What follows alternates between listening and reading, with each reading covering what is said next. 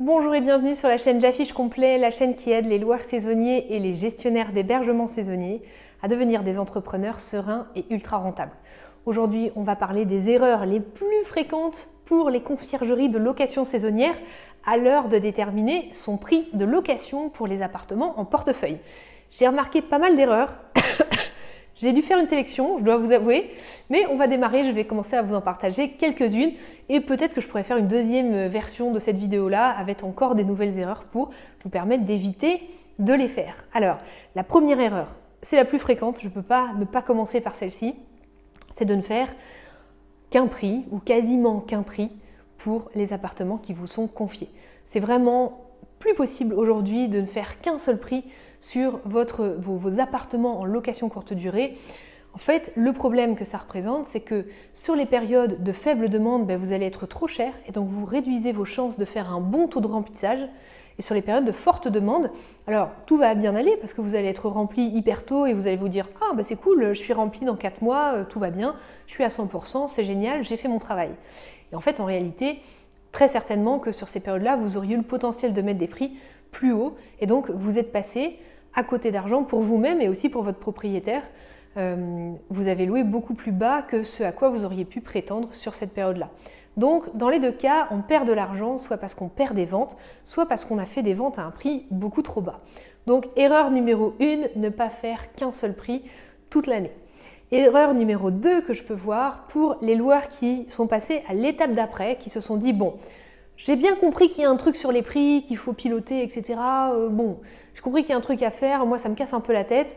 Je vais mettre tout ça sur Pricelab, sur Beyond Pricing, sur Wheelhouse. » L'erreur numéro 2 que je vois qui est ultra fréquente, c'est de se dire que le système va gérer tout seul. Il faut impérativement que vous ayez un œil sur les logiciels, pas parce que les logiciels sont défaillants, mais parce que les logiciels sont des logiciels et que du coup, ils ne peuvent pas tout gérer.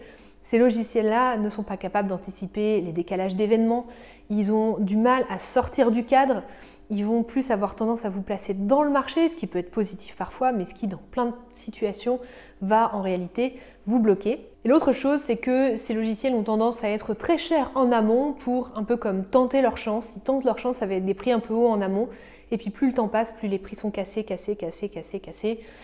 Ce qui, par exemple, en période de forte demande est très dommageable parce qu'en période de forte demande, même si vous n'avez pas vendu 2 jours avant, comme la demande est forte, il est très probable que vous trouviez quelqu'un qui a envie de réserver au prix fort 2 jours avant votre appartement parce qu'il n'y a plus rien à louer sur le marché, qu'il a absolument besoin de se loger et qui veut vraiment payer et pouvoir séjourner dans la ville. C'est ce que font les compagnies aériennes et du coup c'est la bonne illustration de pourquoi c'est préjudiciable d'avoir des prix trop hauts au début et que casser les prix en dernière minute, parce que sur les périodes fortes, on a le potentiel pour vendre au bon prix jusqu'à la dernière minute. C'est ce que nous font, comme je vous disais, les compagnies aériennes qui, quand on veut réserver un vol pour New York pour demain, le prix est méga cher. Pourquoi? Parce qu'ils se disent, si le gars a besoin de partir à New York demain, c'est qu'il y a une raison absolue pour laquelle il doit y aller et il va payer le prix parce qu'il est obligé en fait.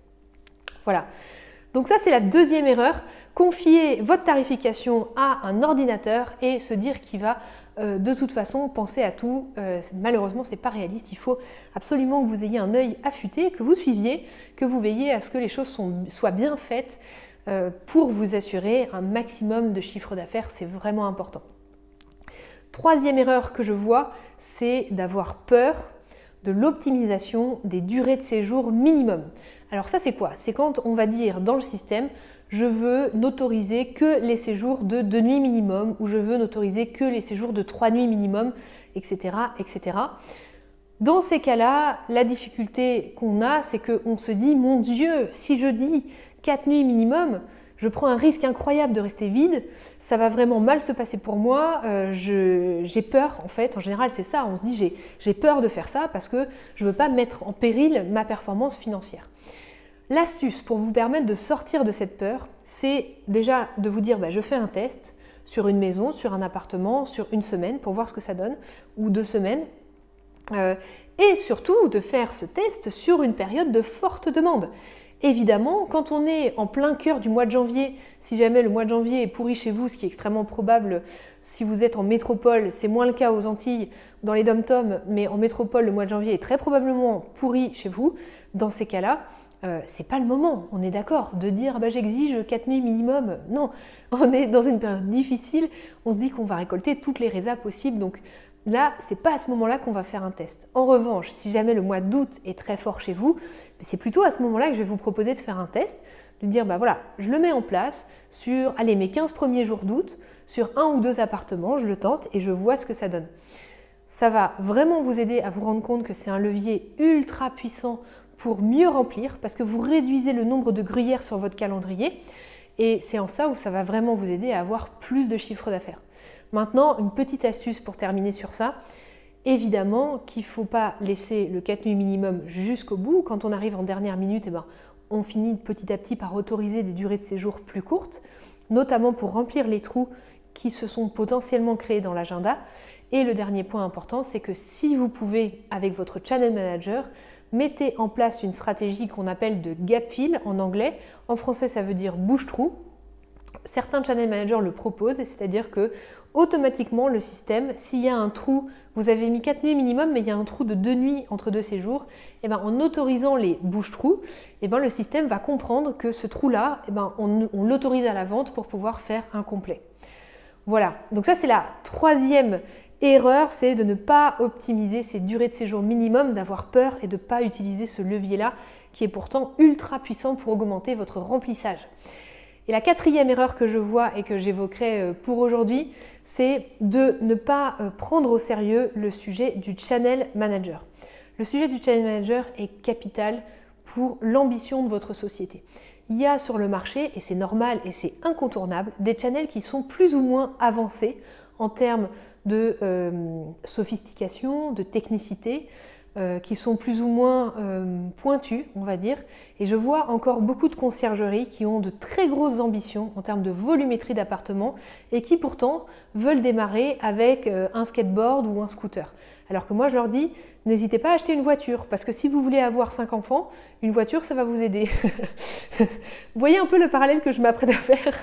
Je ne sais pas s'il est très adapté, mais c'est un peu ça. C'est-à-dire que j'ai l'impression d'avoir un couple qui vient dans une concession automobile pour projet d'avoir une famille nombreuse et qui se tourne vers la Twingo.